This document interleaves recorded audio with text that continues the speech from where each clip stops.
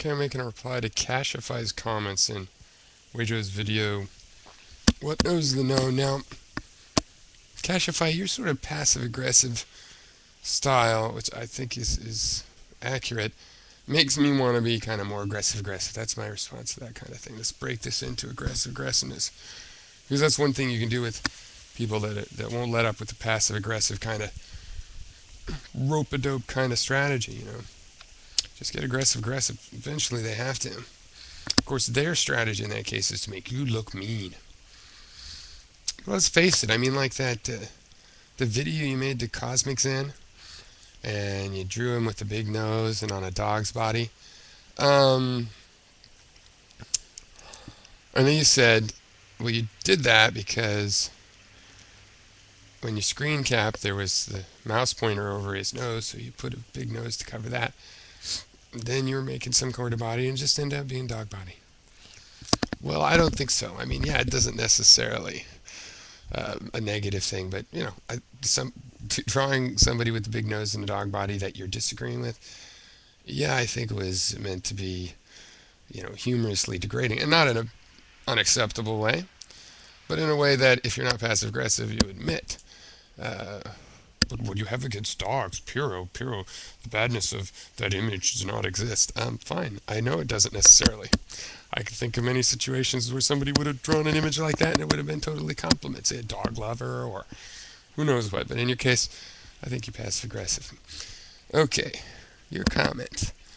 Yeah, you would think. Okay, this is to Weijo, of course, on his thing, and Weijo had basically, just to recap that if you haven't seen. He says, what knows the known? That's the name of the video. And he also says, what's the unchanging you? Cashify says, yeah, you'd think that would do it. But he, meaning me, wiggles around in process philosophy. First of all, it's I don't know how you could possibly call what I'm doing wiggling around. You're trying to tell me you're living a lucid waking dream or semi-lucid or almost about to be lucid, or the world of realizing nothing exists gives everything potential. I mean, there's got so much wiggle room. Your philosophy that you're presenting is designed to give you wiggle room. You think ultimately, in reality, you have infinite wiggle room. You could create stuff out of nothing, for example. How much more wiggle? And you're going to say, I'm wiggling around in process philosophy, which is full of limitations.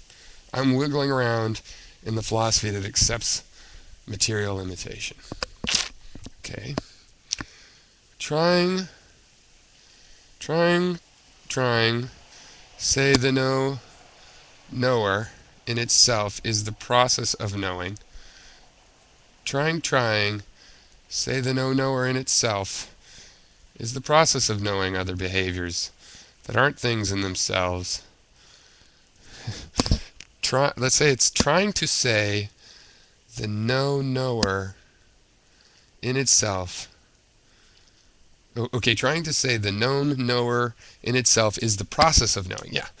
Other behaviors that aren't things in themselves. Oh, okay, to say that knower in itself, that knower in itself is the process of knowing other behaviors that aren't things in themselves. What? But that we perceive things, behave. Oh yeah, this is that passive aggressive thing. You just strung together a lot. You actually understand my ideas better than this sentence. You understand them just well enough to string together something that doesn't even grammatically make sense, so that I guess my ideas don't make sense, huh? Oh, and then you go, well, I'm still trying to figure it out. Yeah, right.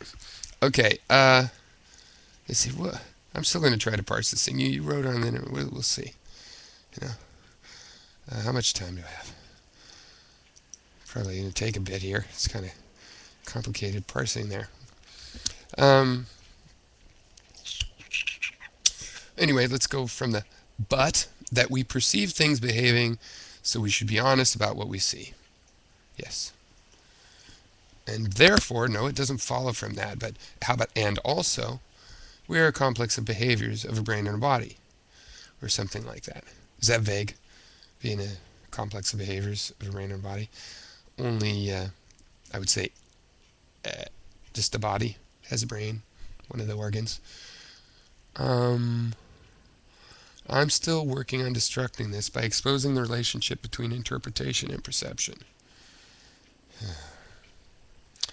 Well, my whole system's based on interpretation and perception, so good luck with that. Meanwhile, the idea that there could be a consistent one to make honest statements about its perceptions of relationships and behaviors remained worshipped as absolute. Who are you talking about? Yourself? I don't think there's a consistent one. I think we're systems. I don't think we have. I don't think identity is about unchanging things or things at all. I think identity is something that a thinking creature assigns. We identify something because we want to talk about it or think about it. There's no essential identity that is in the thing itself. There is no oneness. You don't need a oneness to make honest statements. It's like a computer can play something, the sound of a human making a statement. It's not one thing either. It's all kinds of things. What's the difficulty here? Okay, one thing's in unity in that sense. No, everything's made of parts. Why is that confusing? You try to make it confusing. See, listen. I have a philosophy that doesn't give wiggle room. Okay, you don't. In my philosophy, you'll never defy gravity. In your philosophy, you'll get lucid dreaming. You'll defy gravity whenever you want. In my philosophy, you'll never defy gravity. The difference really between our two philosophies comes when, in my philosophy, you can use physics to build a plane and you actually can fly. Whereas you will never get off the ground with your lucid dreaming approach. Ever. For certain.